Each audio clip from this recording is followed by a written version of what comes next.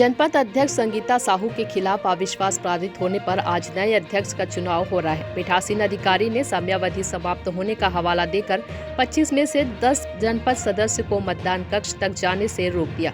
इस मामले में विपक्ष ने सत्ता पर लोकतंत्र की हत्या करने का आरोप लगाया है। हालांकि नारेबाजी और विरोध दर्ज कराने के बाद सभी सदस्यों का मतदान कक्ष तक जाने की अनुमति दे दी गई है। तानाशाही नहीं चलेगी, नहीं चलेगी, नहीं चलेगी, तानाशाही नहीं चलेगी। समय दिए गए थे, उस समय में हम सभी साथी इस कैंपस में पहुंच गए थे। गेट बंद करने से पहले एक आवाज़ लगाई जाती है कि जितने भी सदस्य बाहर हैं वो अंदर आएँ।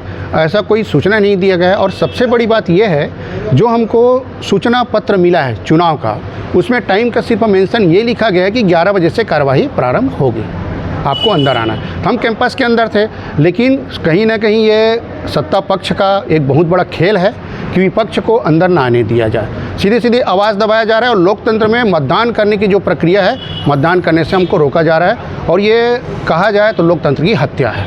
कितने जनपद सदस्यों की संख्या, कितने बाहर हैं? अभी लगभग एग्जैक्ट 10 जनपद सदस्य बाहर हैं और कैंपस में अभी भी हैं, बाकी लोग अंदर हैं। और जो कार्यवाही नामांकन हो चुका है, अब प्रक्रिया टाइमिंग के हिसाब से देखा जाए तो नामांकन वापसी का, इसके बाद जस्ट वोटिंग होगा। तो आगे क्या करेंगे आप लोग? आगे हम लोगों को मतदान से रोका गया है और विपक्ष की भूमिका है और कानूनी कार्रवाई के लिए भी हम आवेदन करेंगे।